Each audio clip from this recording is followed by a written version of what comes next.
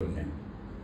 ওই শিশুটি ওই মুখটা দেখেছিল, ভগবানের সেই মুখটি ও মায়ের গর্ভের মধ্যেই ভগবানকে দর্শন করেছিল। দর্শন করে তখন সে সারাক্ষণ এই মুখের চিন্তা করতে, এই মুখটি জন্ম হলো, বড় হলো, যখন 2-3 বছর হলো তখন থেকে ও খোঁজাখুঁজি করত যে ওই পুরুষটি কোথায় গেল। যখনই কোনো পুরুষ মানুষকে দেখত ছুটে গিয়ে তার মুখটা দেখত, না ইনি নন। তা এই পরীক্ষা করত বলে তার নাম হলো পরীক্ষিত। সমস্ত সব পরীক্ষা করত। কাকে খুঁজত? ভগবান কৃষ্ণকে। কিন্তু সে তো পেল না। ইতিমধ্যে কৃষ্ণ দ্বারকায় চলে গেলেন, তারপরে এইসব হলো, ত্যাগ হয়ে পরীক্ষিত রাজা হলেন। রাজা হয়ে যেহেতু ওই বংশের ছেলে, অত্যন্ত শক্তিশালী বুদ্ধিমান প্রজাপালক, তিনি রাজ্য দর্শনে বেরিয়েছেন, ঘুরছেন দেখার জন্যে। তখন দেখছেন একটা লোক, পোশাকটা রাজার মতো, খুব সুন্দর পোশাক পরা, কিন্তু অত্যন্ত গর্হিত একটা কাজ করছে। একটি গাভীকে মাটিতে ফেলে তাকে চাবুক মারছে, আর একটি বৃষ দাঁড়িয়ে কাঁপছে। তখন থেমে গিয়ে লোকটিকে বলে, তুমি কে? কেন এরকম একটা গর্হিত কাজ করছো? দেখে তো মনে হচ্ছে তুমি খুব ভালো বংশের লোক, চেহারায় তো সেরকমই রয়েছে, তবে এরকম খারাপ কাজ করছো কেন? ও তখন বলল, আমি হচ্ছি কলি। কলি বাইরে দেখতে খুব সুন্দর, পোশাক আশাক খুব একেবারে অ্যারিস্টোক্র্যাটিক, কিন্তু ভেতরটা অত্যন্ত হিংস্র, হীন একেবারে। উনি তখন বললেন, যে রাজার রাজত্বে প্রজা কষ্ট পায়, প্রাণী কষ্ট পায়, সেই রাজার সমস্ত কিছু ধ্বংস হয়ে যায়। সেই রাজার সমস্ত যত সৎ কর্ম সব ধ্বংস হয়ে যায়। তো আমাদের যারা শাসক, তারা এই অংশটা তাদের পড়া উচিত, বোঝা উচিত, যে রাজার রাজত্বে যদি প্রজা কষ্ট পায়, তাহলে সেই রাজার সমস্ত সৎ কর্ম নষ্ট হয়ে যায়। এত হাজার লক্ষ মানুষের মধ্যে ও রাজা হয়, শাসক হয় কেন? কেননা সে পূর্ব জন্মে কোনো একটা ভালো কাজ করেছিল, সেই কারণে এই জীবনে এই সুযোগটা পেল। কিন্তু ওই যে বলছিলাম স্বধর্ম, স্বধর্ম শব্দটা মনে আছে না? তো সেই স্বধর্মটা ঠিক মতো করলো না। তার ফল কি হলো? ওর যে পূর্বজন্মের ভালো কর্মগুলো সব নষ্ট হয়ে যাবে। পরীক্ষিত বললেন, আমি তো হতে দেব না, আমি ধর্ম জানি, আমার ধর্ম হচ্ছে প্রজাকে রক্ষা করা। আর এই যে গরু দুটি, এটা আমারই প্রজা, তোমার হাতে এদের অত্যাচার আমি সহ্য করব না। তখন তাকে হত্যা করবার জন্য অস্ত্র তুললেন, আর ওই গরু দুটিকে জিজ্ঞেস করলেন, বিশেষ করে গাভীটি তখন মাটিতে পড়ে আছে, যে বৃষ সে দাঁড়িয়ে আছে, তাকে জিজ্ঞেস করলেন যে এই লোকটি তোমাকে অত্যাচার করছে কে, কেন অত্যাচার করছে? বৃষ তখন একটা সুন্দর উত্তর দিলেন, আমি বলতে পারবো না, এটা আমার পূর্বজন্মের কর্মফলে আমি কষ্ট পাচ্ছি, নাকি ওর বর্তমান জন্মে, যে লোকটি আমাকে মারছে, তার বর্তমান জন্মে এই হিংস্র কর্ম করবার জন্যে আমি কষ্ট পাচ্ছি। কিন্তু দুজনের কোনো কর্মফলেতেই এটা হচ্ছে, কেন হচ্ছে আমি বলতে পারবো না। এটি শুনে পরীক্ষিত বুঝলেন যে সাধারণ বিষয় নয়। তখন বললেন, তুমি নিশ্চয়ই ধর্ম, তা না হলে এত সুন্দর করে তুমি বলতে পারতে না। সাধারণত আমরা অত্যাচারিত হলেই তাড়াতাড়ি করে আঙুল তুলি, ওর জন্যে কষ্ট পাচ্ছি। কিন্তু এখানেও বলছি যে না, আমি বলতে পারছি না কেন আমি কষ্ট পাচ্ছি, ওই বা কেন আমাকে কষ্ট দিচ্ছে। সুতরাং আমি সহ্য করছি, এই সহ্য করে চলেছি, এটার জন্যে দেখি কি হয়। তো এইরকম যখন একটা অবস্থায়, তখন পরীক্ষিত বললেন, সে তুমি সহ্য করতেই পারো, তুমি ধর্ম, তোমার সঙ্গে আমি পরে কথা বলছি, কিন্তু এই বদমাইশটাকে শাস্তি দেওয়া আমার রাজধর্ম। বলে পরীক্ষিত তরবাল তুলে যখন ওকে মারতে গেলেন, তখনও বলল, রাজা, আমি জানি তোমার সঙ্গে যুদ্ধে আমি পারবো না, কেননা তুমি অর্জুনের বংশ, সুতরাং যুদ্ধে তো আমি পারবো না। কিন্তু একটা কথা ভেবে দেখো, আমি নিজে নিজে আসিনি, কিন্তু বিধির বিধানে এসেছি। এখন সত্যযুগ ছিল, ত্রেতা যুগ, সত্য ত্রেতা দ্বাপর হয়ে গেল, এবার আমার যুগ। বিধি চেয়েছেন আমি আসি, তাই তো আসছি, তাই আমি এলাম। আমাকে মেরে ফেলো না, তাহলে বিধির বিধান খণ্ডন করা হয়ে যাবে। সুতরাং তুমি একটা কাজ করো, যতদিন তুমি বাঁচবে আমি আর এর মধ্যে থাকবো না, কিছু করবো না। তুই আমাকে থাকার দু একটা জায়গা দিয়ে দাও, আমি সেখানে গিয়ে থাকি। তখন পরীক্ষিত বললেন, বেশ, যেখানে অসৎ চরিত্রের লোক তুমি তাদের কাছে যাও, গিয়ে সেখানে থাকো। যারা অত্যন্ত মদ্যপান করে, ওই সমস্ত চরিত্রহীন মানুষ, ওদের কাছে গিয়ে থাকো। যেখানে জুয়া খেলে, মানুষকে ঠকায়, এই নিম্ন কাজ, ওর মধ্যে গিয়ে থাকো। যেখানে মিথ্যা আচরণ হয়, যারা মিথ্যা কথা বলে, তাদেরকে আশ্রয় করে তুমি থাকো। আমি যতদিন থাকবো আমার রাজত্বে কিন্তু তুমি ঢুকবে না, এইগুলোর মধ্যে কোনো একটা জায়গায় তুমি থাকো। তখন কলি সেইভাবে চলে যাচ্ছেন। ইনি তখন বিশ্বর দিকে ফিরে বললেন, আপনি আমাকে একটু ধর্মের কথা বলুন তো, কেন এইরকম হয়? সেই উনি তখন বলছেন যে ধর্মের না 4টে পা আছে বা স্তম্ভ আছে। কি কি স্তম্ভ? প্রথমটা হলো তপস্যা। তপস্যাই হচ্ছে ধর্মের প্রথম। তপস্যা না থাকলে ধর্ম থাকে না। যারা ধর্ম প্রচার করছেন, ধর্মের কথা বলছেন, শুধু গেরুয়াটা পড়লে হয় না। খুব ফর্সা ফর্সা, অনেক সুন্দর ভালো গেরুয়া পরে, তারপরে মাথায় একটা জটা করে, ওর ফলস জটা পরে বলে থাকে। তো এখন এরকম সমস্ত জটা করে তারা সুন্দর ছবি টবি তুলে সাধ্য এসব নানা রকম করে যাচ্ছে। এগুলো কিন্তু পরে আরো বিপদে পড়বে। কেন কি, যেটুকু কর্ম ছিল তাতে এইটুকু ছিল তাদের। আর এই ধর্মের নাম নিয়ে যখন অধর্ম হয়, আরো খারাপ হয়। সেজন্য ওটা করতে নেই। স্বামীজিও বলেছেন, ধর্মের জায়গায় এসে অধর্মের কাজ করলে ফলটা কিন্তু অনেক বেশি হবে। যখন রাবণকে মারা হলো, তখন ওই শ্রীরামচন্দ্রকে হত্যা করলেন, তখন পার্বতী মা শিবকে বললেন, রাবণ তো তোমার এত বড় ভক্ত, তবে তুমি ওকে একটু সাহায্য করছো না কেন? তখন বললেন, না, আমি এখন সাহায্য করবো না, কারণ সেটা তো দেখতে পাচ্ছি। কারণটা কি? তো বললেন, জানো, ও যদি রাবণ হিসেবে বদমাইশি করত, রাবণ হিসেবে গিয়ে রামের সঙ্গে যুদ্ধ করতো বা সীতাকে অ্যাট্রাক্ট করতো, সেটা আমি মেনে নিতে পারতাম, এ লোকে এরকম করে। কিন্তু কি করেছে, সন্ন্যাসী পোশাক পরে একটা খারাপ কাজ করে ফেলল। লোকে সন্ন্যাসীকে বিশ্বাস করতে পারবে না। সন্ন্যাসীর ওপর পরিপূর্ণ বিশ্বাস কেন আসে না? ওর মধ্যে কামনা নেই, ওর মধ্যে হিংসা নেই। এই যে সন্ন্যাসী, সেইটা যদি নষ্ট হয়ে যায়, তাহলে মানুষ যাবে কার কাছে? আমি পুলিশের পোশাক পরা লোকদের দিকে ছুটে গেলাম, স্যার শিগগির বাঁচান, ওই লোকগুলি আমাকে মারতে আসছে। পুলিশের লোকগুলো বলো, বেশ বেশ, খুব ভালো, তবে ওরা আমার ভাই, চিন্তা করো না, আমি দেখে নিচ্ছি তোমাকে। আমি তাহলে কার কাছে যাব? পুলিশের পোশাক পরে যদি অন্যায় করে, তার পাপটা কিন্তু ওই যে দুষ্ট লোকের থেকে অনেক বেশি হবে।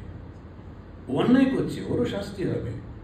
পুলিশের পোশাক পরা বা যখন তুমি সন্ন্যাসী পোশাক পরেছ, তখন যদি অন্যায় করো, ভগবানও তোমাকে সহ্য করবে না, দেখবে না।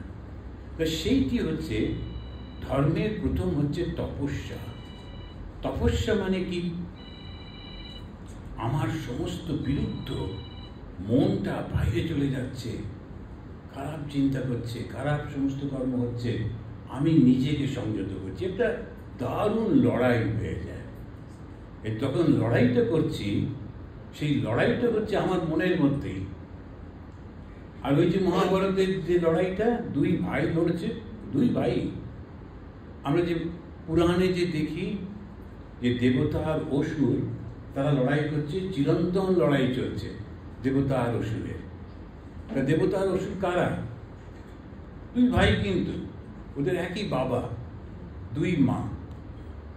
এখন এক মার ছেলেগুলো তারা সব শুধু শরীর, আর এক মার ছেলেরা বুদ্ধি, মন। তখন যারা বুদ্ধি নিয়ে থাকলো তারা হলো দেবতা। এখন দেব শব্দের অর্থ প্রকাশ, আর অসুর, সুর মানে প্রকাশ, অসুর মানে অন্ধকার। অন্ধকার কেন? শুধু শরীরটা বোঝে। এখন এই যে ছোট্ট ছোট্ট ঘটনাগুলোর মধ্যে দিয়ে আমাদেরকে বুঝতে হবে কি সুন্দর সুন্দর কাহিনীগুলো দেয়। প্রথম হচ্ছে তপস্যা। আমরা করি কি? করি কর্ম। এই যে কর্ম করি, কর্ম আমরা কভাবে করি কে বলতে পারবে? না, তিনভাবে। বাহ, ও কায়িক, বাচিক, মানসিক। না, আমি শুনেছি যে আপনি কি মিদনাপুরে? যাক, তাহলে হলো না। আমি বলতে যাচ্ছিলাম যে মিদনাপুরের লোকেরা খুব বুদ্ধিমান, কলকাতারও বুদ্ধিমান দেখা যাচ্ছে। এখন মিদনাপুরে খুব শোনা যায় খুবই অঙ্কে খুব ভালো। তো এইরকম এই যে কায়িক মানে শারীরিক, বাচিক হচ্ছে বাক্য দিয়ে, আর মানসিক মনে মনে।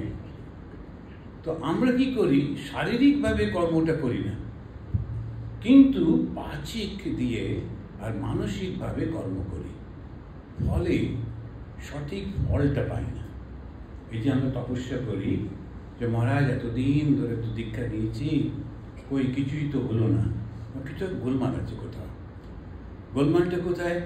আমি শারীরিকভাবে কাউকে মারি না, কিছু করি না, কিন্তু মানসিকভাবে নিন্দা করি কিংবা তার ক্ষতি চিন্তা করি। কায়িক, বাচিক, মানসিক। এখন এই তিনটে কেস আমাদের লড়তে হবে, তিনটে ফ্রন্টে। তাকে বলছে তপস্যা। স্বামীজিও বলছেন যে তোমাকে তোমার যে নেচার তাকে সংযত করতে হবে। Each soul is potentially divine. শব্দটা লক্ষ্য করে দেখুন, ভেতরে কিন্তু সেই সুযোগটা রয়েছে। ইচ সোল, ব্রাহ্মণ ক্ষত্রিয় বৈশ্য বললেন না, each soul is potentially divine, ওটা ঘটতে পারে। Goal is to manifest the divinity within. উদ্দেশ্যটা কি? ভেতরে যে ডিভিনিটি আছে সেটাকে ম্যানিফেস্ট করা, প্রকাশ করা, বাই এইবারে আসল কন্ট্রোলিং নেচার। তো নেচারটাকে কন্ট্রোল করতে হবে। তারপরে বললেন এক্সটার্নাল অ্যান্ড ইন্টারনাল। মানে এক্সটার্নাল নেচার যেটা আমাদের শারীরিকভাবে করি, আর ইন্টারনাল হচ্ছে যেটা মানসিকভাবে করি, বাচিকভাবে করি। তো external and internal and be pray, বাস ওই হচ্ছে তপস্যা। তা প্রথম স্তম্ভটাই হচ্ছে তপস্যা। তো এই তপস্যা যখন আমাদের 17 অধ্যায়, গীতার 17 অধ্যায়ে আমরা দেখছি যে 15, 16, 17 এই তিনটে হচ্ছে পরপর ওরা বলছেন 17 অধ্যায়ে কি কি তপস্যা বললেন। অনুদ্বেগকরম বাক্যম, অনুদ্বেগকারী বাক্য বলা, অনুদ্বেগকরম বাক্যম, সত্যম প্রিয় ইতম চ যৎ। সত্য কথা বলতে হবে, কিন্তু প্রিয় ভাবে বলতে হবে। স্বাধ্যায় অভ্যাসনাম চৈব বাঙ্ময় তপ উচ্যতে। সেটা হচ্ছে বাচিক তপস্যা। যখন কথা বলবো যেন কাউকে আঘাত না করি ওই কথাগুলি দিয়ে। 17 অধ্যায়ে এই যে পরপর 15, 16 আর 17 এই তিনটি যদি আপনারা দেখেন, দেখবেন তপস্যার এই তিনটে স্তর রয়েছে। শ্রী মা বলছেন কাউকে ঠেস দিয়ে আঘাত করে কথা বলতে নেই। কারো যদি পাটা ভেঙে গেছে, এই খড়া বলে আমাকে ডাকতে নেই। তখন মা বলছেন, ওগো তোমার পাটা মুড়ে গেল কি করে, একটু ঘুরিয়ে বলছেন। কারণ এই যে শব্দগুলি ব্যবহার করা, শব্দ তো ব্রহ্ম না। যখন আমরা একটা শব্দ ব্যবহার করছি তার থেকে বোঝা যায় ও সভ্য না অসভ্য। যে সভ্য মানুষের শব্দগুলো খুব সুন্দর করে তারা ব্যবহার করেন, ঠিক কথাটাই বলেন, কিন্তু এমন করে বলেন যাতে তার মনে আঘাত লাগে না। এই অনুদ্বেগকরম বাক্যম, সত্যম, সত্য কথা বলতে হবে, কিন্তু যেটাতে তার প্রিয় ভাবে, তাতে হিত হবে, তার ভালো হবে, মঙ্গল হবে, তাকে সেইভাবে বলতে হবে। এখন এইটি হচ্ছে তপস্যা। এটা মনে রাখতে হবে, যখন আমরা তপস্যা করছি তখন প্রথম হচ্ছে বাক্যের যে মুখ, যে কথাগুলো বলছি, কথা সত্য কথা তো বলবো, কিন্তু সত্য কথাটা এমনভাবে বলবো যাতে তার মঙ্গল হয়, যাতে তার হিত হয়, এরকমভাবে বলতে হয়। এইটা আমাদের শিখতে হবে। স্বাধ্যায় অভ্যাসনাম জৈব, কিন্তু এইটা করতে গেলে কনস্ট্যান্ট ইন্সপিরেশন দরকার হয়। এই কনস্ট্যান্ট ইন্সপিরেশন না থাকলে ধীরে ধীরে সব নষ্ট হয়ে যায়। যখন মাকে জিজ্ঞেস করছে তুমি এত জব করো কেন, তোমার তো সব হয়েই গেছে, তবু মা বলছেন না, নইলে অন্যরা করে না তো, তাদের জন্য আমি করে দিই। যখন এই কথাটি রাজা মহারাজকেও বলা হচ্ছে, তখন সেই কথাটা আছে যে যদি তুমি ঘটিটাকে রোজ না মাজো তাহলে আস্তে আস্তে ওর উপরে একটা কোট পড়ে যায়। সুতরাং রোজ প্র্যাকটিস করতে হবে। রোজ প্র্যাকটিস কি করে করব? একটা ইন্সপিরেশন চাই, শাস্ত্র, স্ব অধ্যায়, সঠিকভাবে সুন্দরভাবে অধ্যয়ন করতে হবে, পাঠ করতে হবে। দাঁদা করে পড়ে ফেললাম তবে ব্যাস হয়ে গেছে। যখন কাউকে কাউকে বলি একটু কথামৃত পড়ে রেখো, ওমা 3 দিনের মধ্যে পড়ে, মহারাজ কথামৃত শেষ হয়ে তারপরে কি পড়বো, মহা মুশকিল। আমাদের একটা বিরাট বই আছে স্বামী বিবেকানন্দের কমপ্লিট ওয়ার্ক, এবার ওটাতে লাগিয়ে দিই। কিন্তু এরা ভীষণ ফাস্ট পড়ে, ও করে পড়ে ফেললো অনলাইনে, আচ্ছা আর বইটই কেউ কেনে না, কেউ তারপরে বলে দিল ওটাও হয়ে গেছে। ওরকম না, স্বাধ্যায় যখন করতে হয় প্রতিটি শব্দ বুঝে বুঝে ধীরে ধীরে বারবার পড়তে হয়, পড়ে পড়ে পড়ে পড়ে তারপরে ওর অর্থটা নিজের মধ্যে নিতে হয়। স্বামী তুরীয়ানন্দজি মহারাজ গীতার একটা করে শ্লোক পড়তেন। 700 শ্লোক আছে গীতাতে। এই 700 শ্লোকে ওই একটা করে পড়তেন, সারাদিন ওটার উপরে ধ্যান করতেন। শ্লোকটা কি বললো, কি অর্থ, সেটির উপরে মনন করতেন। তা এটা হচ্ছে স্বাধ্যায়। আর স্বাধ্যায় অভ্যাসনাম জৈব, অভ্যাস করতে হবে। অভ্যাস করে করে করে করে তারপরে সফল হতে হয়। অভ্যাস না থাকলে তো হয় না। এই যে গান করছিল, ঝাঁ ঝাঁ করে হারমোনিয়াম বাজাচ্ছে, আপনি ওই হারমোনিয়ামটা নিয়ে বাজিয়ে দেখুন, যদি হারমোনিয়াম না বাজিয়ে দেখেন কিছুতেই বাজাতে পারবেন না। এটা ওটা পো পা করবে, তখন লোকেরা খুব একেবারে ওট ওট তাড়াতাড়ি করে উঠিয়ে দেবে। যখন শিখতে গেলে অভ্যাস করতে হয় সব কিছুতে, তা না হলে খুব মুশকিল হয়ে যায়। অভ্যাস আর না করতে পারলে হবে না। তো প্রথম আমরা কি জানলাম? অনুদ্বেগকরম বাক্যম। তো বাক্যটার উদ্বেগপূর্ণ যাতে না হয়। আমার একবার হেঁচকি উঠছিল এই ট্রেনিং সেন্টারে, তখন কিছুতেই থামছে না, ওই যে হয় না এরকমভাবে। তো একজন ডাক্তার আমাদেরই সাধু আছেন, তিনি বললেন কী হচ্ছে বলো তো, কিছু থামছে না। তখন ও বলছে, ও আমাকে ওই প্রশ্নটা শুনেই আমাকে বলছেন ওসব ছাড়ুন, আপনাকে আজকে সন্ধেবেলায় কিন্তু আত্মস্থানন্দজি মহারাজ ডাকবেন, আপনার বিরুদ্ধে কমপ্লেন আছে। আমি বললাম আমার বিরুদ্ধে কমপ্লেন? আমি কি করলাম? সেসব আমি কী করে জানবো? আমি শুনেছি তৈরি হচ্ছে সমস্ত, আপনার বিরুদ্ধে কমপ্লেন আছে। আমি প্রচণ্ড চিন্তায় পড়ে গেলাম, আরে কী করলাম, কখন করলাম, আর সারাদিনে কিছু করিনি, কালকেও কিছু করিনি, পরশু কিছু করিনি, তো কেন আমাকে মহারাজ ডাকেন? উনি ডাকলে ভীষণ বকাবকি করতেন, তো সবাই খুব ভয় পেত। তারপরে যখন আমি বললাম ও চলে যাচ্ছে, তারপরে আমি পেছন পেছন আমি কী করেছি, আপনি কি কি ঠিক করে বলুন তো? বলে আপনার আছে এখন, আর ওটা আছে? আমি যখন জিজ্ঞেস করছি কোনটা, বলে যেটা আমাকে জিজ্ঞেস করছিলেন, ওই ওষুধটা দিলাম। এখন কি রকম দেখুন, একটা হাঁচিটা ওই যখন হচ্ছে করে একটা হিক্কা হয় না, তো সেইটা যেই আপনি অন্যদিকে মন দিলেন ওটা চলে গেল।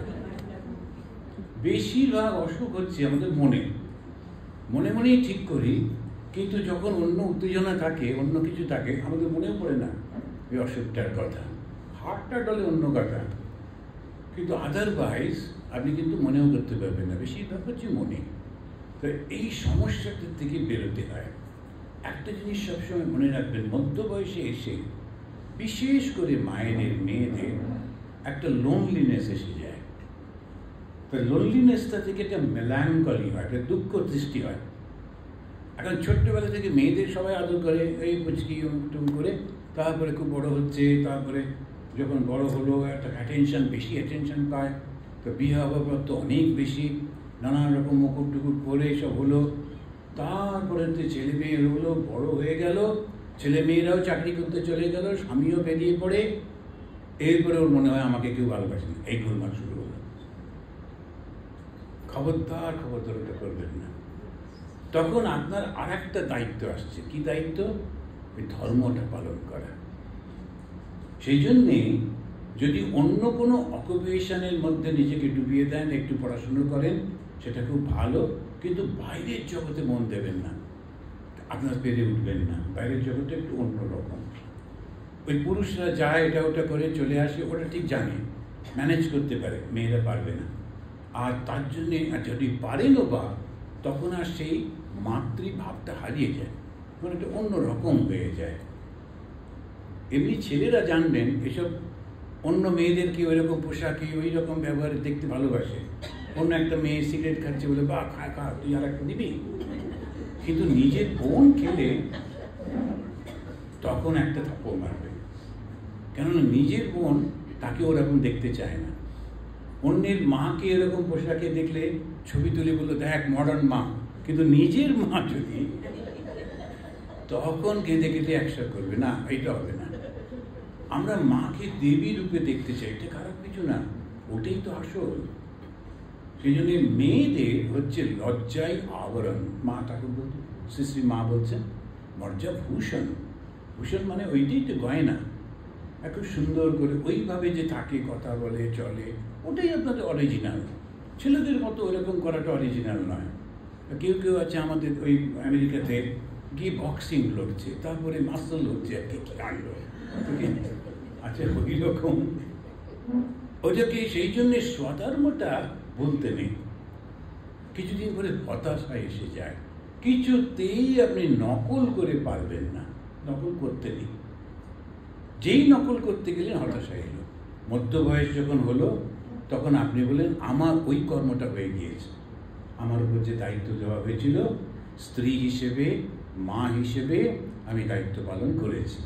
এখন আমি স্পর্শগুলো রাখবো, কিন্তু এখন আমার মনটা ধর্মের দিকে দেব। আপনি দেখবেন একদম কোনো রকম কষ্ট আসবে না। তখন আর একটা গ্রুপ অফ ফ্রেন্ডস এসে যাবে, তারা একসঙ্গে মিলে তারা আলোচনা করছে, তারা সমস্ত শুনছে, লিখছে, ধ্যান করছে, পুজো করছে, এইরকমভাবে সুন্দর। কিন্তু আবার একটা লক্ষ্য রাখবেন, সময় কাটাবার জন্যে ঘুরে ঘুরে বেড়াবেন না। অনেকে আছে কোনো কিছু হলেই ছুটে ছুটে যায় যে ভক্তির জন্য, তা না, সময় কাটাতে। কেন কি ঘরে একলা ভাল লাগছে না, ওরকম না। একলা ঘরের কোণাতে বসে ঠাকুরকে ডাকছি, গাইছি, চোখ দিয়ে জল পড়ছে, ঠাকুরের সঙ্গে গল্প করছি, মার সঙ্গে গল্প করছি, করতে করতে নিজেকে একেবারে ওই শান্ত ভাবের মধ্যে নিয়ে যেতে হয়। দারুণ সুযোগ তো।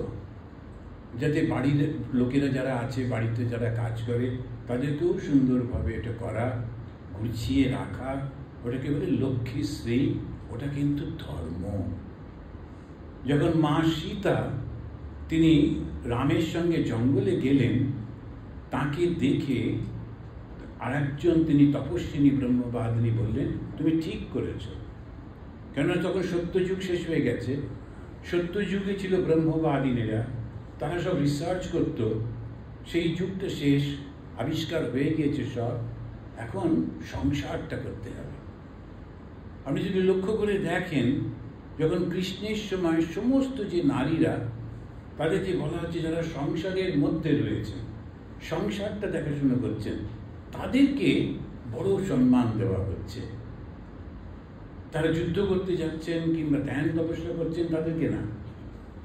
আবার এই যুগেতে দুটোর মিশ্রণ হচ্ছে, একটা হচ্ছে পতিব্রতা আর ব্রহ্মবাদিনী।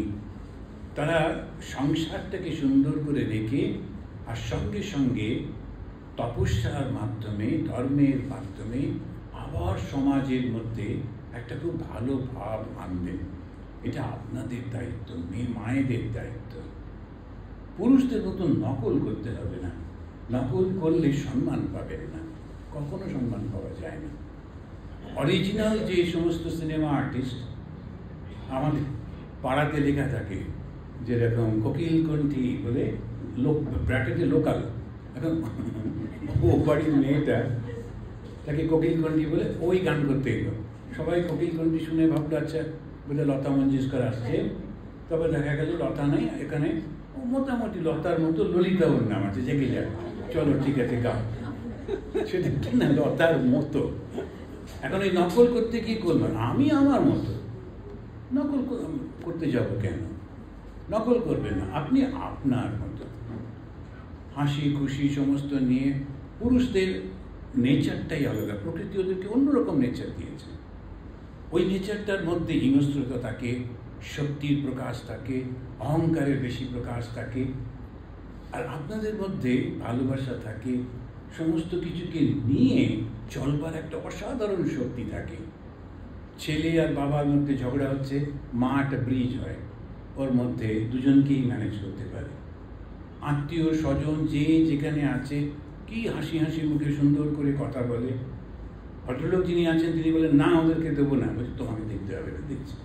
ওর চুপি চুপি ওদেরকে দেয়। ওটা তপস্যা। নিজের তপস্যাটা নিজে করবেন। শ্রী মার জীবনটা লক্ষ্য করবেন, তখন দিনে দেখবেন কিরকম সুন্দর করে চালাচ্ছেন। যে দুটো মেয়ে ছিল, মার তো নিজের কেউ নেই, সবই আত্মীয় স্বজন। আর দুটি মেয়ের মধ্যে একজনের শ্বশুর বাড়িতে ওই কিছু পাঠাতে হবে, শব্দটাকে কি বলে,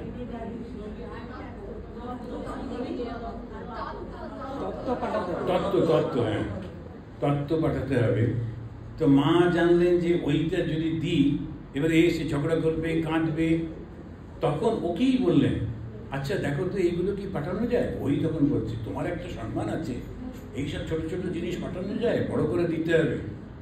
ওই কিন্তু বড় করে করে সাজিয়ে টাজিয়ে দিল। মা ওকে দিয়েই করিয়ে নিলেন, তা না হলে কান্নাকাটি করতো, ঝগড়া করতো, ওকে দিয়ে করিয়ে নিলেন। সংসারে এই যে ভাবে কাজ করা, পুরুষ হলে এসব করতোই না, এগুলোই পাঠাবো, বেশ করবো তোর দরকারে থাক না বেরো, এসব করতো। সব সময় ওই একটা শক্তির প্রকাশ পুরুষের স্বাভাবিক হয়।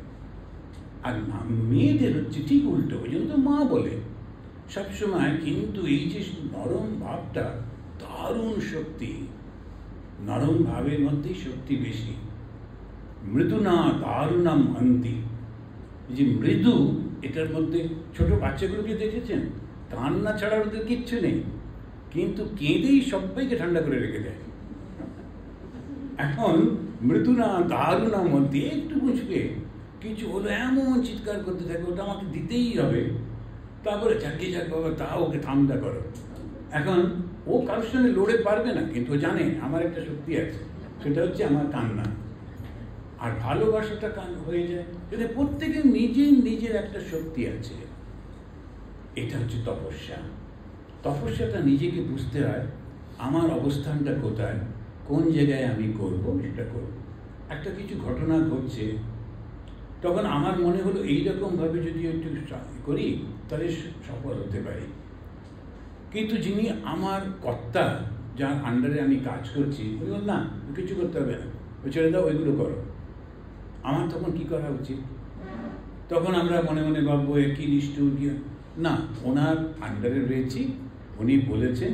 এইরকম ঘটনা জগতে ঘটেই চলেছে, অতীতে ঘটেছে, বর্তমানে ঘটছে, ভবিষ্যতে ঘটবে। আমি চেয়েছিলাম, কিন্তু ইনি চাইছেন না, আমি এর সঙ্গে কাজ করছি, আমি ও যা চাইছি সেটাই করব।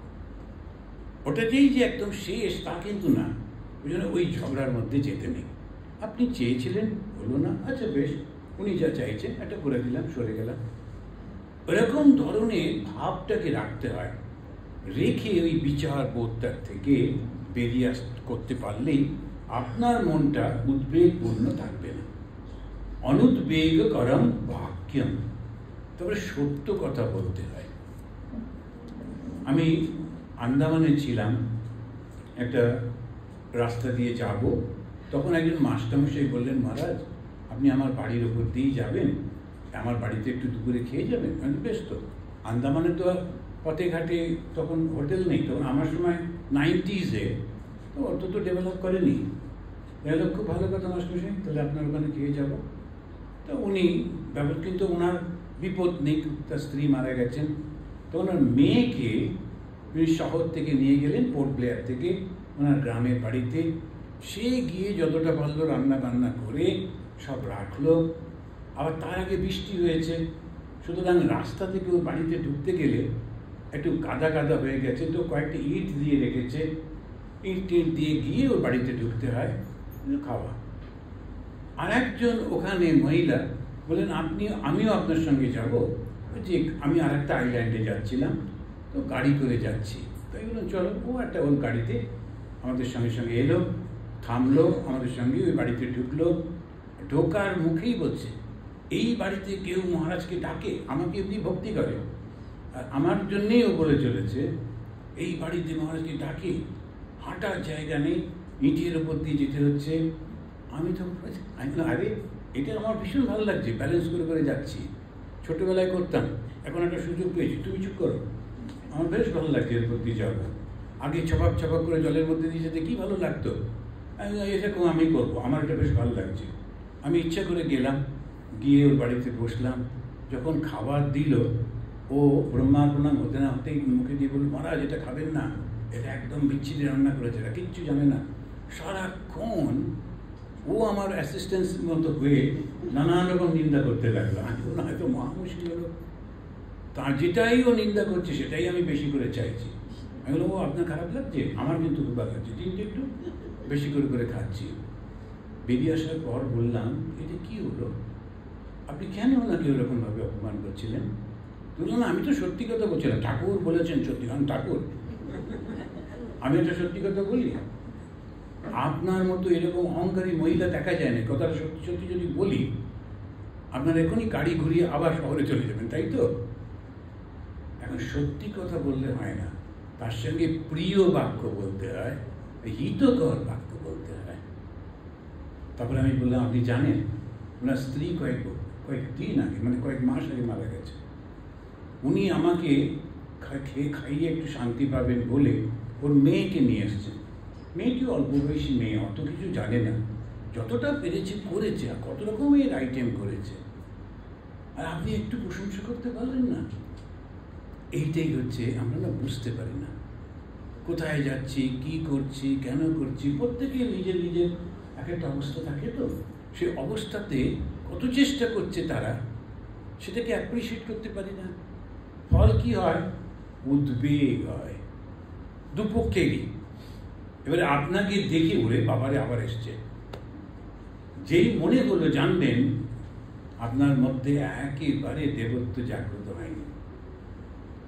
সবাই যদি সত্য কথা বলে বেড়ান, আর এমন সত্য সেটা শুনবার মতো অবস্থা সবার নেই, ফলে আপনাকে দেখলেই সবাই বলে এই আবার এসছে। তো আপনি এসছেন কি ভালো, আপনার না এখন একেবারে বাড়িতে কেউ নেই, আনাদানা করে দরজা বন্ধ করতে ব্যস্ত। এটা ভালো হলো? যখন আপনাকে দেখে, কৃষ্ণকে দেখে লোক ছুটে ছুটে যায়, কেন যায়? ভালোবাসার জন্যে তো। যখন ভেতরে ভগবান আসেন তখন তার প্রতি আকর্ষণ বাড়ে। কৃষ্ণ যখন এলেন তখন সব দেব দেবীরা বিভিন্ন রূপ ধারণ করে জগতে এলেন। ব্রহ্মা প্রচার করে দিলেন ভগবান যাচ্ছেন, তোমরা যদি ওনার সঙ্গ চাও বিভিন্ন রূপ ধারণ করে ওকে সেবা করো। তখন ওরা গোপ গোপী সব হলো, এমনকি পশু পাখিও হলো। এবং ওই পশুগুলো তারা এসে ওইখানে জন্ম নিল পশু রূপে, এতে কৃষ্ণদেরকে স্পর্শ করবেন। সেই জন্যে আমাদের ভালো লাগছে, কৃষ্ণকে সকলের ভালো লাগছে। তা আমাদের মধ্যে ধর্ম জাগরণ হচ্ছে বুঝবো কি করে? যখন সবাই আমাকে ভালোবাসছে, আমাকে দেখে খুশি হচ্ছে, আমার সঙ্গে কথা বলতে চাইছে। আর যদি তা উল্টোটা হয় তখন একটু ভালো করে বুঝতে হবে। তো আমরা যে তপস্যা করছি সেই তপস্যাটা সত্যম এবং প্রিয় বাক্যের মধ্যে দিয়ে বলতে হবে। এবারে হচ্ছে আর একটা, তো এটা কি হলো? বাংময় তপ উচ্চতে, এটা হচ্ছে কথা দিয়ে যেটা তপস্যা। সেকেন্ডটা কি? মন। মনে কি করব? মনঃপ্রসাদ সৌম্যত্বম মৌনম আত্মবিনিগ্রহ ভাব সংশুদ্ধি ইত্যেতৎ তপো মানস উচ্যতে। এই যে আমরা বলি না ধর্ম করছি ধর্ম করছি, দেখছেন ধর্ম কত কঠিন। এই ধর্মটা ভীষণ কঠিন, অত সোজা নয়। আপনি একটু পড়াশুনো করে কষ্ট করে তখন একটা ডাক্তার হয়ে যাচ্ছেন, কিংবা ইঞ্জিনিয়ার হয়ে যাচ্ছেন, কিংবা MBA পাশ করে যাচ্ছেন, অ্যাডমিনিস্ট্রেশনে যাচ্ছেন, আর ভগবান লাভ করবেন, কষ্ট করবেন না? ভগবান লাভ করতে গেলে এমনি এমনি যে মহারাজ আমি তো গুনে গুনে মোটামুটি ওই মালাটা খইয়ে ফেলেছি, তাহলে একবারে ভগবান লাভ হয়ে গেল কি? না, এটা হবে না। আমি অমুক সালে দীক্ষা নিয়েছিলাম, আমার তো হয়ে যাওয়া উচিত, কোনো কিছু নেই। তপস্যাটা ঠিক মতো করতে হবে। কি করে বুঝবো আমার মনেতে তপস্যাটা হচ্ছে? প্রথমেই বলছেন মনঃপ্রসাদাৎ, একেবারে মনটা আনন্দে ভরে থাকে। যাই ঘটনা ঘটুক না কেন মন আনন্দে ভরে রয়েছে। সৌম্যত্বম, শান্ত সৌম্য ভাব থাকে, অশান্ত ভাব থাকে না কখনো। হিংস্র হয়ে উঠছে কেন? আমার বক্তৃতা লোকে শুনছে না, ওর বক্তৃতা শুনছে কেন? ভীষণ রেগে যাচ্ছে। আমার গান লোকে শুনছে না, ওর গান শুনবে কেন? ভীষণ রেগে যাচ্ছে। কি মুশকিল, কিছুদিন পরে ওটাও কেউ শুনবে না। এই যত গায়ক সব আগেকার দিনে গায়ক ছিলেন, তাদের সেই নাকি সুরের গান শুনে জগৎ মুগ্ধ হয়ে যেত। এখন ওই গান শুনলে তখন লোকেরা বলবে, ও বাবা, ইনি আবার গায়ক ছিলেন নাকি?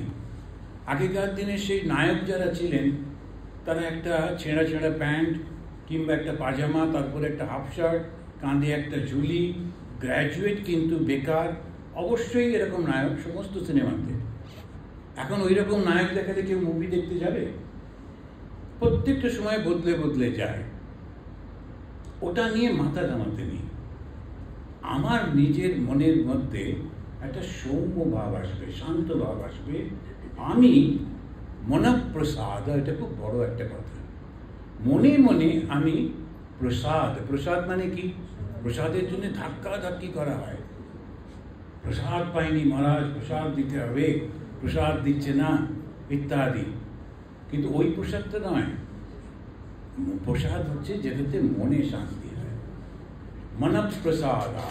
আর যেই মনের প্রসাদ হলো তখন সৌম্যত্বম, সৌম্য ভাব একটা আছে, সুন্দর সৌম্য ভাব আসে। মৌনম আত্মবিনিগ্রহ, সে মৌন থেকে কথা না বলে আত্মবিনিগ্রহ করে। নিজের মনের মধ্যে নানা রকম যে চিন্তা ভাবনাগুলো সারাক্ষণ যুদ্ধ করে চলেছে, মৌন এটা তাকে করে। ভাব সংশুদ্ধি মানে মন মুখ এক করা। ঠাকুর বলছেন না যে মন মুখ এক করো, মন মুখ এক করতে হয়। মন মুখ এক করাটা একটা ভীষণ বড় কঠিন ব্যাপার। মন মুখকে একরকম, লোককে একরকম বলছি, কিন্তু মনের মধ্যে আর একরকম। দরজা খুলে বলছি, উমা তোমরা এসেছো, কি ভালো, কতদিন তোমাদের কথা আলোচনা করছিলাম, এতদিন পরে আসতে হয়, এসো এসো। কিন্তু কি কাণ্ড দেখো দেখি, আমাকে এক্ষুনি বেরোতে হবে, তোমাকে যে এক কাপ চা খাওয়াবো সেটাও পারছি না গো। আচ্ছা ঠিক আছে, তুমি তো এখানে আসোই, পরে একদিন তাহলে। তারপরে যেই চলে গেল, বাবা যখন তখন সাহায্য হয়। তাহলে কি হবে? এখন এইটা করে মুশকিল। এখন এই সিচুয়েশনে কি করা যায় বলুন তো, একজন উত্তর দিন, একজন বলুন। এখন কি করবেন? হ্যাঁ, সধর্ম মানে কি? আসানসোল ডাক্তারবাবু বলুন দেখি। একজন এসছেন যাকে আপনার পছন্দ হচ্ছে না, অথচ মুখের উপর বলতে পারছেন না, তখন আপনি কিভাবে হ্যান্ডেল করবেন?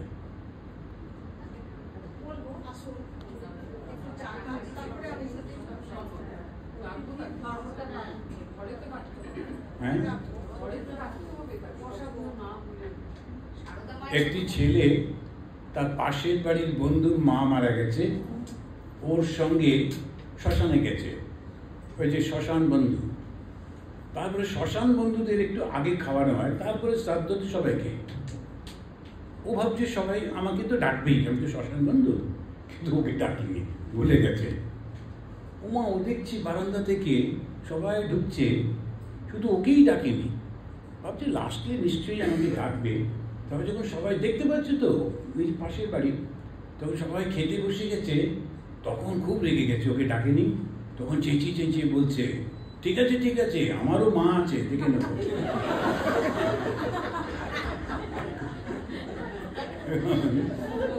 এই হয়েছে গোলমাল।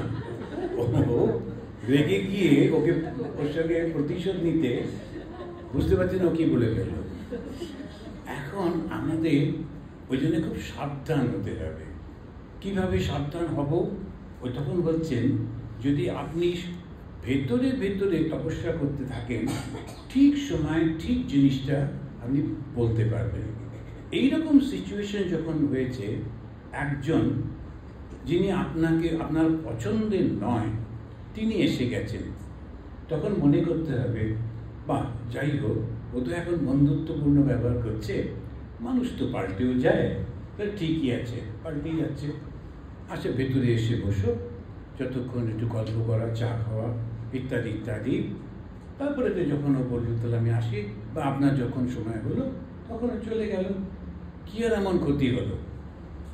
এটাকে কি বলে? একে বলে সভ্য ব্যবহার। এই সভ্য ব্যবহারটা কি করে আপনি করতে পারবেন? যখন আপনার মনটা শান্ত থাকবে। আর যদি শান্ত না থাকে, আপনি অসভ্যের মতো ব্যবহার করেই ফেলবেন। এইটা হচ্ছে মুশকিল। আমাকে ওইটা তপস্যা করতে হবে। কার সঙ্গে লড়ছি আমি? আমার নিজের মনের সঙ্গে লড়ছি, আমার নিজের ব্যবহারের সঙ্গে লড়ছি, আমার নিজের চিন্তার সঙ্গে লড়ছি। আর এইটাই হচ্ছে দেব অসুর ঝগড়া। এটা দেবতার অসুর বলে কিছু নেই, আমাদেরই মনে নিচু চিন্তা আর উঁচু চিন্তা। এই যে এখন কুম্ভ হচ্ছে, কুম্ভের গল্পটা জানা আছে তো? এখন দেবতারা গিয়ে ভগবানকে বললেন যে আমরা অমৃতত্ব কি করে লাভ করব? তখন ভগবান বললেন, শোনো, তোমরা সমুদ্র মন্থন করো। এখন এই যে গল্পগুলো হিন্দুদের, তার পেছনে আসলে ফিলোসফিটা থাকে, দর্শনটা থাকে। সমুদ্র মন্থন করো, আর সেই সমুদ্র মন্থন করতে গেলে তো দুটো তিনটে জিনিস লাগে। একটা হচ্ছে একটা রড লাগবে, যেটাকে ঘোরাতে হয় মন্থনের জন্যে, আর সে তলাটায় শক্ত কিছু চাই, নইলে ওটা গর্ত হয়ে যাবে। আর একটা দড়ি তো চাই, আর টানবার জন্য দুপাশে লোক চাই। সমুদ্রটা ছোটখাটো নয়। সুতরাং সমুদ্র তখন ভগবান বললেন, আমি একটা টর্টোয়াইজ হয়ে, একটা কচ্ছপের আকার ধারণ করে নিচে অবস্থান করব। আমার পিঠের উপরে তুমি পর্বতটাকে বসিয়ে, তারপরে ওই বাসুকিকে দড়ি করে টানো। এবার বাসুকির একদিকে মুখ, একদিকে লেজ, আর মুখের দিকটা দিয়ে তো ভয়ঙ্কর নিঃশ্বাস বেরোবে, সাপের নিঃশ্বাস। তোর বলছে, এক কাজ করো, তোমরা নিজেরা পারবে না, তোমাদের যে ভাইরা আছে সেই ভাইদেরও ডাকো, তারা কারা? অসুররা। আর দেবতাগুলো চালাক তো, ওরা ভাইদের বলো, ভাই রে তোরা মুখের দিকটা ধর। অসুরদের তো গায়ের শক্তি, অতটা অত প্ল্যান করতে বুঝতে পারে না, ওরা ওই সাপের মুখের দিকটা ধরে টানছে, আর এরা লেজের দিকটা। ভগবানের ওপরে ওই পাহাড়টা রেখে সমুদ্র মন্থন হচ্ছে। ধীরে ধীরে কত জিনিস উঠতে লাগলো। প্রথম দিকে খুব ভালো ভালো জিনিস, আর যেটাই ওঠে ইন্দ্র এসে বলে আমি রাজা, ওটা আমার। আমাদের রাজারা যেমন যেটাই ভালো হয় বলছে ওটা আমার। আচ্ছা ঠিক আছে, ওটা আমার নামে হবে, ওটা আমার নামে হবে, সব ছবি তো ওরই নাম। আচ্ছা যে কোনো প্রকল্পে ওরই ছবি আছে, বেশ, কোনো অসুবিধা নেই। এবারে যেই যখনই আবার বিষ উঠবে তখন কোথায় যাবে? তোমার ছবি থাকবে তো? বলছে না ওটা আমার না, তোর ওর। ঠিক তাই হলো, যখন ওইটা চার্নিং হচ্ছে, এবারে বিষ যখন উঠতে লাগলো, ভালো করে কারা তুলবে? তখন যেই বিষ উঠছে তখন সবাই ছেড়ে ছেড়ে দিয়ে পালিয়েছে। তখন কে এলেন? শিব এলেন। শিব শুনেই দেখলেন এদের কষ্ট হচ্ছে, এরা মারা যাবে, ছুটে এলেন। এই যে শিব, তিনি হচ্ছেন, তার ভেতরে কোনো অহংকার নেই, সেই কারণে তিনি শুদ্ধ। শিব শব্দের অর্থ হচ্ছে পবিত্রতা, শুদ্ধতা। শুদ্ধ কখন হয়? গঙ্গা জলে ডুব দিয়ে না। শুদ্ধ হয় যখন ভেতরে কোনো অহংকার থাকে না, উনিই শুদ্ধ। সেই শিব হলেন। এখন কথা হলো সেই সমুদ্রটা কোথায় ছিল? আমরা তো এখন গুগল সার্চ করলে ফটাফট পেয়ে যাচ্ছি কোন জায়গায় কোন সমুদ্র মন্থন করেছিল। এই এখন ওই মনটাই হচ্ছে আমাদের সেই সমুদ্র। এটা কি খেয়াল রাখতে হবে। আর মনের মধ্যে ঈশ্বর আছেন, এইটাই হচ্ছে সেই টর্টওয়াইজটা, সেই কচ্ছপটা। ঈশ্বর আছেন, এই পরিপূর্ণ বিশ্বাস আর এই দৃঢ়তা, আমি পারবো, আমি নিশ্চয়ই পারবো, ওইটাই হচ্ছে সেই আমাদের পাহাড়টা। এরপরে যোগ, যোগেতে একবার ধ্যান করছি, ভালো হচ্ছে, একবার খারাপ হচ্ছে, একবার ভালো হচ্ছে, একবার খারাপ হচ্ছে। যারাই যোগ প্র্যাকটিস করেন, ধ্যান অভ্যাস করেন, ধীরে ধীরে তাদের মধ্যে ওই শক্তিগুলো উঠবেই উঠবে। আর যখনই ভালো ভালো শক্তি উঠতে থাকে, লোকেরা এসে ভালো ভালো জিনিস দিচ্ছে, এই করছে, ধীরে ধীরে মনে হয় আমি করছি, তখন ওই শিবের দরকার। তো এই বিষটা আসলে কি? অহংকার। যত বড় বড় সাধুর পতন হয়েছে সব ওই অহংকারের জন্য।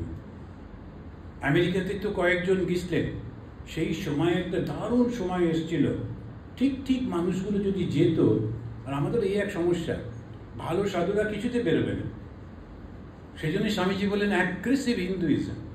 ভালো যে সে যাবে, এখন যে অ্যাগ্রেসিভ ওই অ্যাগ্রেসিভ না, ভালো যে সে যাবে, সে গিয়ে বলবে হ্যাঁ এরকম করো। কিন্তু বেশিরভাগ আমরা বন্ধ করে থাকতে ভালোবাসি। স্বামীজি বলছেন একটু বুক চিতিয়ে কি যাও না।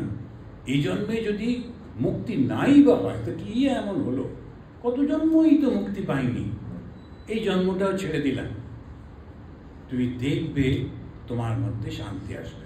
তা আসলে এই যে লোকে ছুটে ছুটে যাচ্ছে মহাকুম্ভে স্নান করতে, সেই কুম্ভটা কিন্তু এখানে রয়েছে।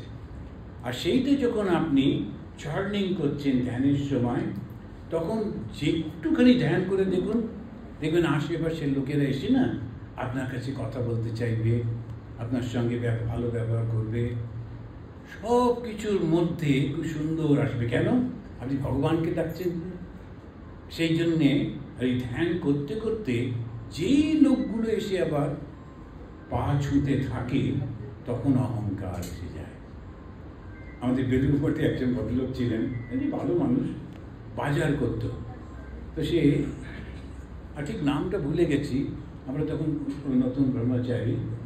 আচ্ছা, তখন সে ওই বাজার করত।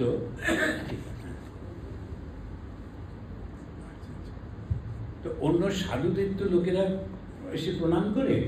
দুর্গাপুজোর সময় ও খুব ভালো একটা সিল্কের কাপড় পরে দাঁড়িয়ে থাকতো ওই স্বামীজির আম গাছতলায়। গ্রামের লোকেরা তো আসে, আসার পর ওরা বুঝতে পারে না কে, আর সমস্ত সাধুরা তখন ভেতরে থাকে, কেউ বাইরে থাকে না। উৎসবাদিতে দেখবেন সাধুদের দেখা যায় না, সবাই নিজের নিজের কাজে থাকে, ভেতরে থাকে। ও তখন ওখানে দাঁড়িয়ে সবাই প্রণাম দিতে কারণ প্রণাম দিতে খুব ভালোবাসত। তারপরে একদিন আমরা ওখানে বসে বসে ব্রহ্মচারী, আমরা ভরতবাজের ঘরের সামনে বসে রিসিপ্ট লিখছি, ডোনেশন নিচ্ছি, দেখছি ও প্রণাম নিচ্ছে, আর তারপরে মাথায় হাত দিয়ে দিয়ে আশীর্বাদও করছে। তারপরে আর এমনি লোক কী করে বুঝবে ওরকম একটা, আর গলায়তে রুদ্রাক্ষের মালা টালাও রেখেছে। তারপরে হঠাৎ করে ও তাকিয়ে আমার সঙ্গে চোখাচুকি হয়েছে, তখন জিভ কেটে বলছে বলবেন না যেটা, এখন একটুখানি প্রণাম টনাম নিচ্ছি। আমি মনে মনে ভাবছি আচ্ছা ঠিক আছে, কিন্তু প্রণাম নেওয়াটা একটা ভয়ঙ্কর জিনিস, অত সোজা জিনিস না। পরে পরে বুঝলাম প্রণাম নিলে কিছু তো দিতে হবে, যে স্পর্শ করছে তার থেকে নিতে হবে আর তোমার থেকে দিতে হবে, এছাড়া কোনো উপায় নেই। সেই জন্যে খুবই কঠিন জিনিস। তপস্যা যেটা করতে হবে, অনুদ্বেগকরম বাক্যম একটা হলো, মনঃপ্রসাদ দ্বিতীয়টা হলো। এই যে মনের শান্ত ভাবটা রাখতে হবে, তারপরে মন মুখ এক করতে হবে, যেটা বলছি ওটাই করছি, তা না হলে লোক ঠকানো হয়ে যায়। আর ধর্মের নামে কখনো লোক ঠকাতে নেই। এমনি যদি ব্যবসার নামে লোক ঠকান তাতে যে পাপ হবে, ধর্মের নাম নিয়ে লোক ঠকালে অনেক বেশি পাপ হবে। তারপরে আসছে শ্রদ্ধয়া পরয়া তপ্তম তপস্তত্রিবিদম নরৈহি অফলাকাঙ্ক্ষিভির্যুক্তৈ সাত্বিকম পরিচক্ষতে। এই সাত্বিক হচ্ছে, কিন্তু তার আগে শারীরিক যেটা তপস্যা সেটা কি, এইবারে দেখুন, দেব দ্বিজ গুরু প্রাজ্ঞ পূজনম শৌচম আর্জবম ব্রহ্মচর্য অহিংসা চ শারীরম তপ উচ্যতে। শারীরিক তপস্যা কি কি? এই শব্দগুলো। একটা হচ্ছে দেবতাকে পূজা করতে হবে, দেবতার পূজা, ভগবানকে পূজা করতে হবে, বিশ্বাস করতে হবে। দ্বিজ, দ্বিজ মানে যারা কালচার, দ্বিজ মানে বলা হয় ব্রাহ্মণ। ব্রাহ্মণ মানে কিন্তু কালচার্ড লোক। দ্বিজ মানে শুধু গলায় বইতে থাকলেই দ্বিজ নয়। দ্বিজ মানে দ্বিতীয় জন্ম যার হয়েছে। তার দ্বিতীয় জন্ম হয়েছে। সাধারণত মানুষ মানেই পশুর মতো, ওই খায় দায় থাকে, কিন্তু যখন তার কালচারটা আসে তখন সে অন্যের জন্যে, অন্যের চিন্তাতে কাজ করে। আপনি ভেবে দেখুন, এখানে একজন ভদ্রমহিলা, তার খুব ইচ্ছা হলো সবাইকে নিয়ে একটা ধর্ম প্রসঙ্গ করব, আমাদের এদিকে এরকম ঠিক হয় না।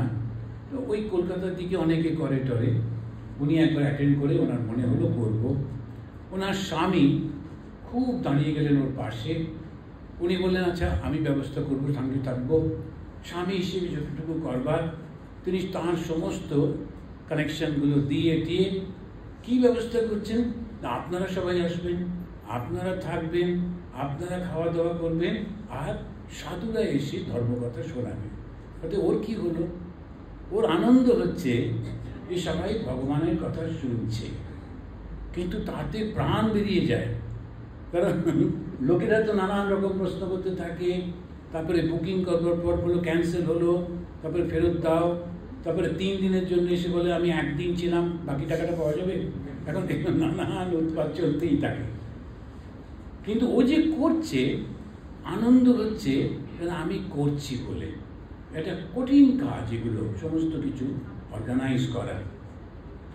কেন করছি না? ভগবানে বিশ্বাস করে যে ভগবান তাহলে খুশি হবে। দেব দ্বিজ, এটা হচ্ছে কালচার্ড পিপল। আর তারপরে হচ্ছে গুরু, গুরুকে যিনি সব সময় মানুষকে, যে কোনো মানুষকে সৎ পথে নিয়ে যান, সঠিক পথে নিয়ে যান, তিনি হচ্ছেন গুরু। প্রাজ্ঞ, প্রাজ্ঞতা কি? যারা এক্সপিরিয়েন্সড পিপল, তারা হচ্ছেন প্রাজ্ঞ। একজন লোক খুব কাঁদছে, ডাক্তার অপারেশন করবে, তো যিনি অপারেশন করবেন তিনি বললেন আপনি এত কাঁদছেন কেন? বললেন ডাক্তারবাবু আমার না এই প্রথমবার একটু অসুখ করলো, আর তারপরে আমার অপারেশন। অসুখ করলে একটু ডাক্তার দেখালাম, ওষুধ খেলাম, তা নয়, একবারে অপারেশন। ওই জন্য ভয়ঙ্কর ভয় লাগছে, তাই কাঁদছি। ডাক্তার বললো আপনি প্রথমবার বলে কাঁদছেন, এটা আমার প্রথম অপারেশন। তারপরের ঘটনাটা আমরা কল্পনা করতে পারি, রুগী সুস্থ হয়ে লাফিয়ে পালিয়ে গেছে। আগে আপনি নিজে অনেকগুলো অপারেশন করুন, তারপরে আমারটা দেখা যাবে। তেমনি মজা করে বলা হয়, 100 জনকে মারবার পর ভবেদ বৈদ্য, শতং মারি ভবেদ বৈদ্য। না, এখন যে সমস্ত শিক্ষাগুলো খুব পারফেক্ট করে দেয়, সমস্ত রকম করে করে, তারা এরকম না। তো যাই হোক, আমরা যখন প্রাজ্ঞ লোক, অর্থাৎ যারা এক্সপিরিয়েন্স পিপল, তাদের কাছ থেকে শিখতে হয়। পূজনম, শৌচম আর আর্চবম। শৌচম মানে পবিত্রতা, পরিষ্কার পরিচ্ছন্ন থাকা, শৌচ। আপনি লক্ষ্য করে দেখবেন, আমাদের খুব নোংরা নোংরা থাকতে আমরা খুব ভালোবাসি। একটা কিরাম যেন একটা জামা কাপড় পরেছি, ঠিক মতো দাড়ি টাড়িগুলো কাটি না, চুলগুলো উস্কো ঘুস্কো, ওটা কিন্তু ঠিক না। যারা ধর্মের পথে থাকে না, খুব পরিষ্কার পরিচ্ছন্ন, একদম নিট অ্যান্ড ক্লিন থাকে। তপস্যা করছে যখন ঠিক আছে, আদারওয়াইজ শুধু লোক দেখাবার জন্যে ওই রকম না, সেরকম না, খুব পরিষ্কার পরিচ্ছন্ন, পিঠপাট থাকে, আর সমস্ত জিনিসগুলো গুছিয়ে গুছিয়ে রাখে। শ্রীমৎ স্বামী বীরেশ্বরানন্দজি মহারাজকে দেখেছি, একদম সব কিছুই নেই, কিন্তু যে কটাই আছে, জামাটা টাঙানো রয়েছে, কাপড়টা ভাঁজ করা রয়েছে, সব কিছু গোছানো, অগোছালো একদম থাকে না। ঠাকুর নিজেও পর্যন্ত বলছে ওই রকম। তো এইটাই হচ্ছে শৌচ। আর্জবম মানে হচ্ছে স্ট্রেট ফরওয়ার্ড, ঘুরিয়ে ফিরিয়ে কিছু বলে না, সম্পূর্ণ স্ট্রেট ভাবে বলে, আমি এইটা বুঝেছি, এইটা বলছি, এইটা আমি করছি। এটা হচ্ছে আর্জবম। ব্রহ্মচর্য, ব্রহ্মচর্য মানে একাগ্রতা, তখন মনটাকে একটা জায়গায় রাখতে হয়, ওটাকে বলে ব্রহ্মচর্য। অহিংসা মানে সবাইকে ভালোবাসা। অহিংসা এই যে হলো, তাকে বললো শারীরিক তপস্যা। তো এই যে তিনটে তপস্যা, শারীরিক, বাচিক, মানসিক, এই তিনটে তপস্যা হলো ধর্মের প্রথম স্তম্ভ।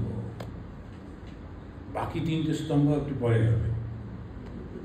এই প্রথম হচ্ছে এই একটা স্তম্ভ, আর তারপরে যে স্তম্ভগুলো, সেটা একটা হচ্ছে শৌচম, যেটা সম্পর্কে আমরা একটু আলোচনা করলামই। সেটা হচ্ছে শরীর এবং মন শুদ্ধ রাখা। আর হচ্ছে দয়া। এই দয়াটা, এটা কিন্তু ভাগবতে, এগুলো সব ভাগবতের কথা। দয়াটা ধর্মের একটা স্তম্ভ। যদি দয়া না থাকে, ধর্মের নামে যখন মানুষকে মারি, তখন কিন্তু ধর্ম থেকে একেবারে দূরে থাকে। সেই জন্যে দয়া হচ্ছে ধর্মের একটা অঙ্গ, আমরা বুঝতে পারি না। আর তারপরে হচ্ছে সত্য, এই চারটি। তো এখন এই পর্যন্ত, তারপরে কি আছে আমাদের বোধহয় একটু চা এবং ইত্যাদি ইত্যাদি বলুন।